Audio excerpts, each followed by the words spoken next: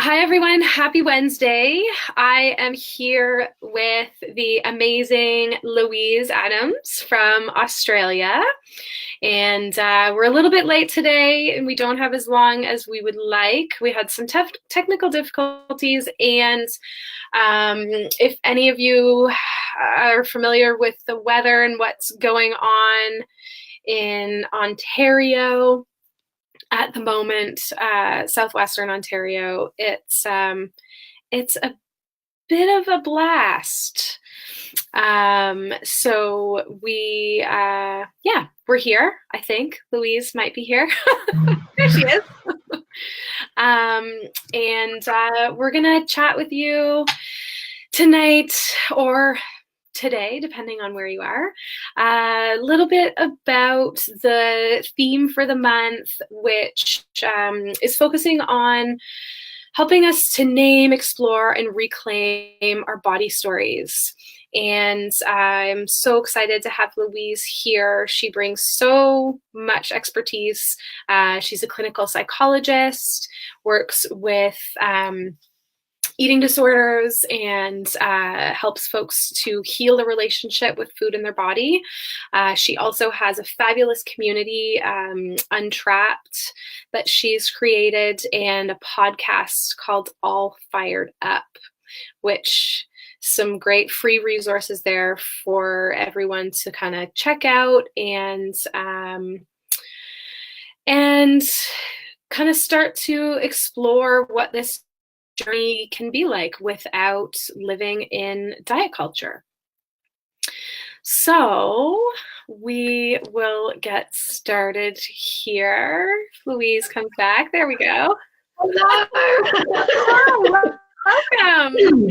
Hello. I'm so sorry about my internet. I think I fixed the connection problem, so I should be here and not go away again. Sorry about that. No problem. Thanks for joining us. I just did your introduction there. And so maybe we'll start with if you want to tell us a little bit about how you found your way to this path, working from the non-diet, health at every size lens, and doing the work that you do. Sorry about this. Clear the throat, get ready for a story. So I'm a clinical psychologist. I have been in practice this year. This is my 21st year of practice, which is terrifying because it's gone like that. When I started my private practice, which was like the early 2000s, 2003, 2004, I'm just a average, everyday garden variety clinical psychologist, seeing everyone who comes through the door, and every single person, no joke, everyone that I saw either had a disordered relationship with food, hated their body, had a full-blown eating disorder, or alongside whatever other problem they were coming to see me with, they had to lose weight. Right. Yeah, like everywhere. And in psychology, you get training in eating disorders, primarily anorexia. You get a little bit of training in bulimia. When I trained, last century, binge eating disorder wasn't even a diagnosis. So I was really out in the cold with the clients that I was seeing because, even back then, everyone I was seeing was suffering with really a dieting problem. Like, I'm dieting and, I lose a little bit of weight and I feel great. And then I fall off the wagon and I put the weight back on, and then I start binge eating and I can't stop thinking about food and I hate my body and I can't have sex anymore. And you don't have training for that. So I guess the question I started with is, how do I help people with what they want, at that time with what I thought they want, like help them lose weight but not cause psychological damage, because I could see the disordered eating. So I did a lot of research into what works, what's the evidence base in weight science, and horror of horrors, I found like literally nothing works. Well, I found that everything works for about 5 minutes and then it comes back on. and people go down the diet rabbit hole again. And so I was just in this weird space for a while of knowing that nothing worked, but also seeing all the researchers dutifully keep on pushing this idea that people were somehow doing something wrong, or we just had to tweak carbs. Or anyway, thankfully I found this amazing book called If Not Dieting Then What, by an Aussie GP, Dr. Rick Kausman, who it's just like, it was like rain in the desert when I found that, because finally here was a book that was reflecting what I was seeing in clinical practice, and even more scary, what I saw in myself, right? Because I didn't like my body either. I had, how weird is this, just before starting my private practice, guess what I'd done? Am I allowed to swear? Oh, fuck yeah. Okay, Jenny fucking Craig. What? For some reason, I thought that I had to start my private practice when I lost so much kilos. And so I did Jenny fucking Craig. And I remember sitting at Christmas lunch, eating a Jenny fucking Craig thing and cooking everyone else this amazing lunch. Right. What is going on? So finding the Not Diet stuff, finding Rick and his book, I went to Melbourne, I did his training. Mind was blown left, right and centre, because he was agreeing weight science is a crock. It's a trap. And there's this whole other way of approaching things called non-diet, which is lovely and it's intuitive and nothing's wrong. Anyway, that sort of opened up my rabbit hole. Then I read Linda Bacon's Health at Every Size book. And, you know, from then on, the rest is history. Yeah. Absolutely. When it starts to make sense, it makes sense, right? And there's no going back to those old ways, because you know, as many years of your life that you've lived believing that you need to change your body and it needs to be different so that you can be successful or worthy of being in a relationship or whatever it is that we're waiting for when we become, you know, thin or have that ideal body. I know for me, and you and I were actually together when this unraveling happened for me in the years ago. And it was literally like all of my life was clouded in these lies and this misinformation. And you know, I realized all that I had been denying myself and missing out on because of these, you know, terrible ideas that I had about myself that just were not true. I know, right? That realization, this is all a big pile of shit. And it's not me. Nothing's wrong. Nothing's been wrong this whole time. Nothing's been wrong. I have been living in a world that tells me I'm wrong. That is a mind-blowing realization. And how do you believe that, you know, so that it can continue to profit off of you and make money? Absolutely. Yeah. And the way it links, you know, as we found out when we were in yoga prison together, how it totally links to concepts like patriarchy and oppression and the intersections of so many other ways that people can get marginalized based on certain identities. Yeah. This is a problem of injustice, not a problem of weight. Yes, I completely agree. It's the world's most empowering message, I think. And I think that because it's so empowering, that's why there's a lot of pushback from, you know, the way things have always been done. And, you know, I think at the moment after Me Too and even the body positivity, like the increasing popularity of body positivity and fat acceptance being more and more visible, the pushback is really visible. Yeah. Which, it just reflects that dominant. We don't want women to be completely empowered. We don't want you to stop thinking about this all the time because, oh my God, what would happen? Yeah, absolutely. Like that could be done. We weren't spending time worrying about the size and shape of our bodies. Yeah, well, yeah, we'd take over the world, I'm pretty sure. So I think that's why they want to keep us quiet. Keep us quiet, keep us preoccupied. Yeah, with something that really doesn't mean much at all. Uh, yeah, yeah. So that's been my process, is helping other people, helping other women primarily, but men as well, but primarily women to wake up and start questioning. And like, it's enormously satisfying to see that happen. Yeah. It really truly is an awakening, Mm. right? And Yeah, yeah. I think about all of the stories and things that I know so many folks tell themselves, and I told myself, while in this mindset of not being good enough because of how my body showed up in the world. And I have a whole hell of a lot of privilege in my body as well. Um, Mm.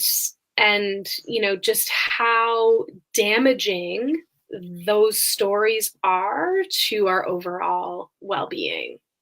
Yeah, yeah. It's so completely overwhelming and empowering to wake up from all of that Mm-hmm. bullshit.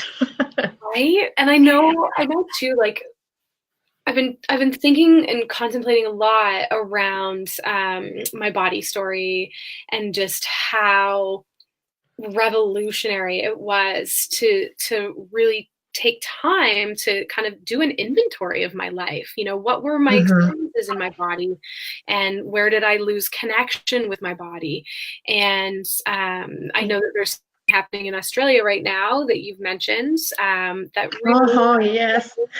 yeah, like really, really threatening to take us away from our trust in our bodies and connection with our Mm. bodies, right? And all of this messaging relies on this disconnection. Yeah, because when we're born and when we're little, we're just embodied. We inhabit our bodies from the inside out.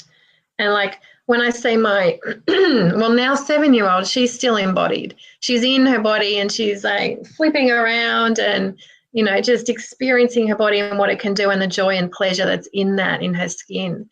And at some point, the majority of people on the planet, the majority of women get taken out of their body and they start policing themselves from the outside in, because they get told at some point, your body's an object.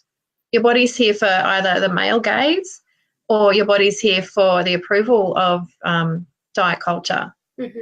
And so we leave. And that's what we did when we were in yoga prison together with Dana and Hillary in that amazing workshop. We asked ourselves the question, like, when did we leave home?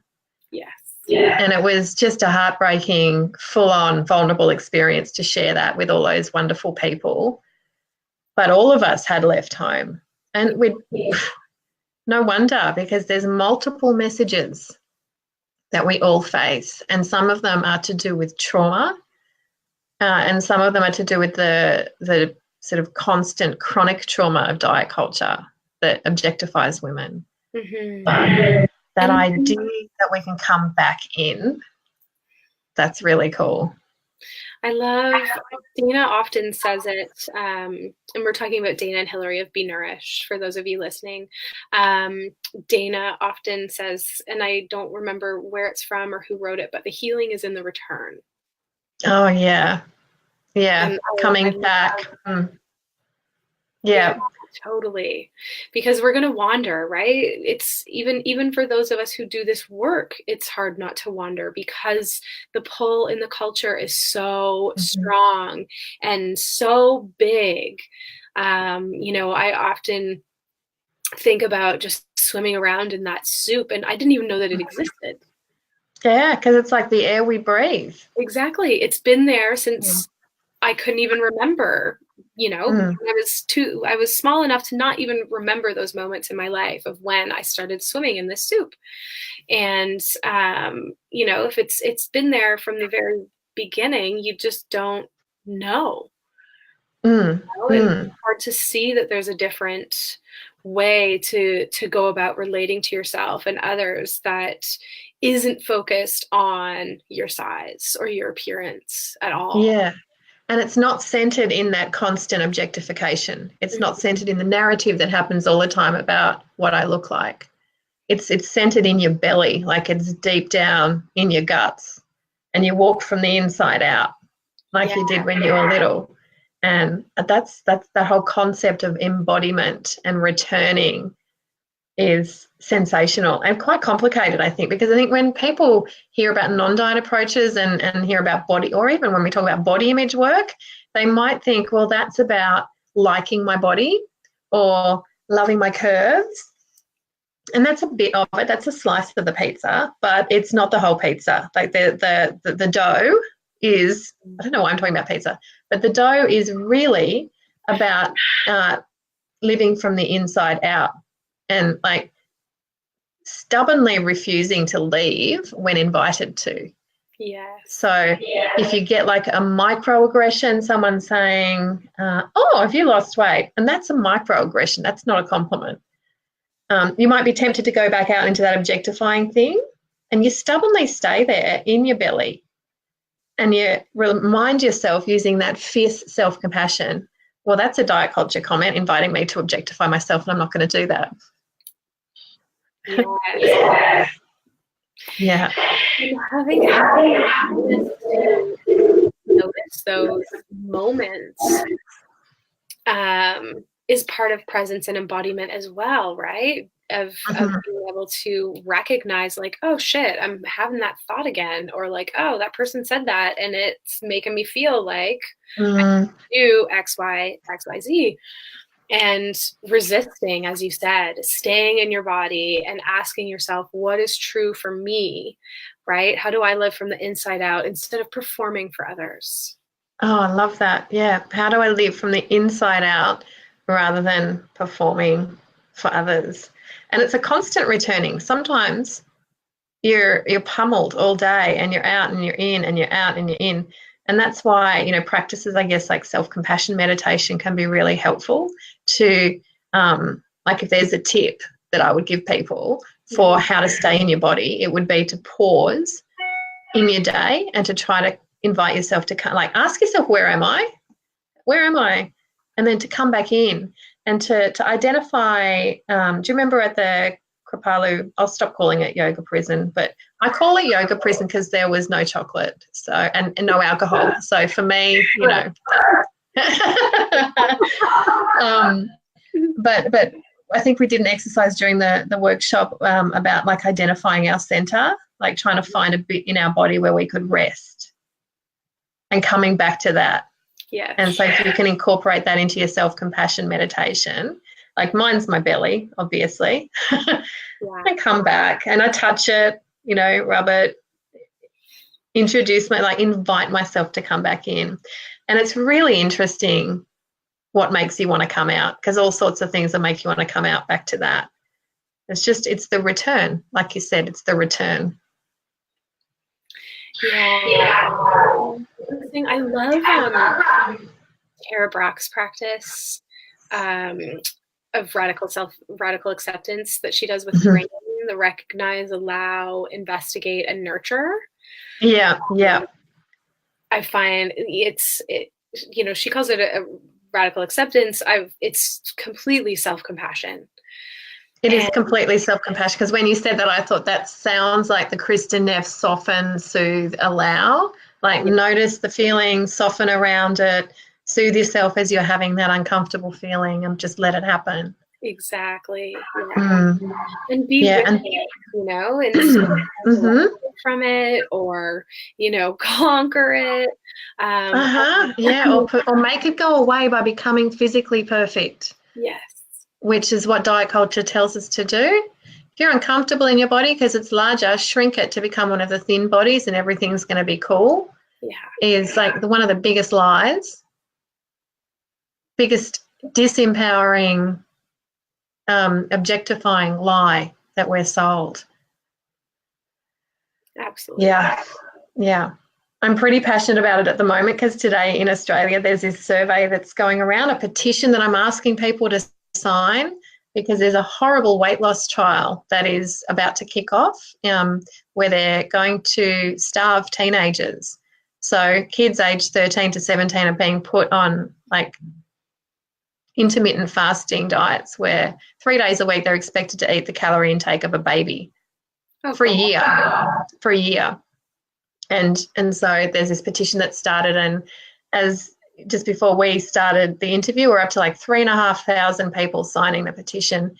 And I'm being inundated by my social media and my email inbox by stories from people, stories of disembodiment, stories of when I was a teenager, I thought I was fine. My PE teacher told me I was fat.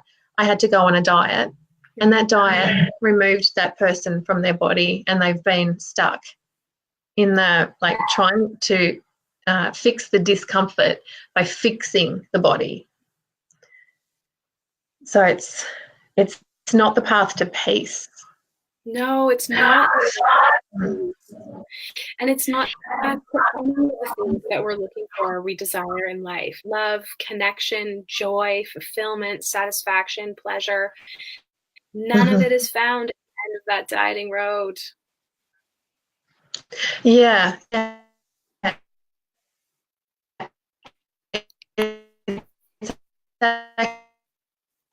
Actually all kind of. Oh no, you're all chopped. I heard your. We got some sounds out of you there. Did I sound like I was having some sort of conniption? What did I say? It was really good. Definitely what I said. Okay, I've remembered, when you go back into your body, what you recognize is that everything you've been looking for has been right there the whole time, and it's never gone anywhere. Yes. And that is peace.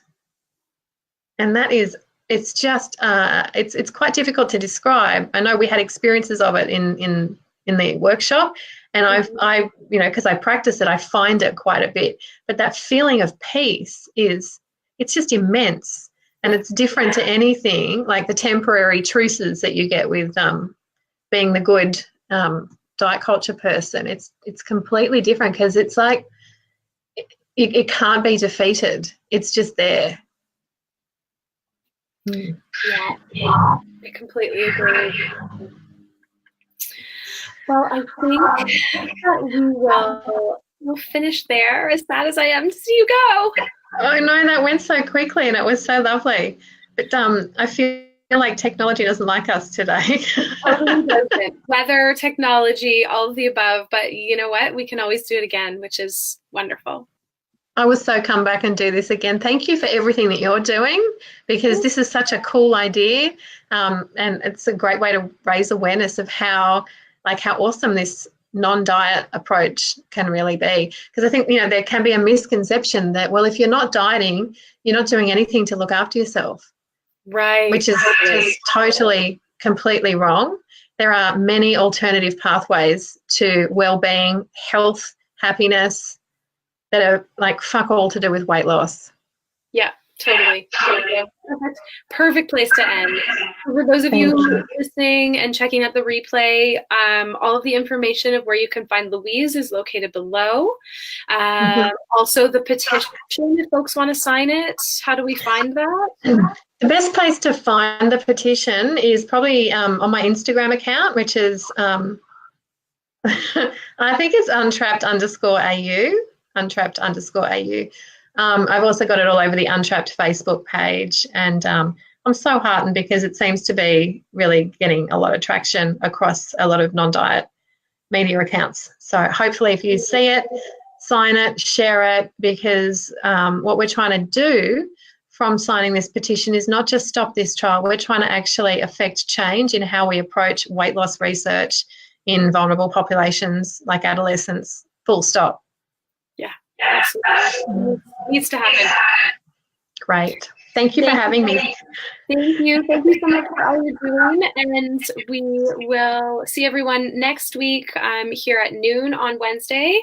I cannot remember who I'm chatting with at this time, but I'll post that later. Thanks, everyone. Bye.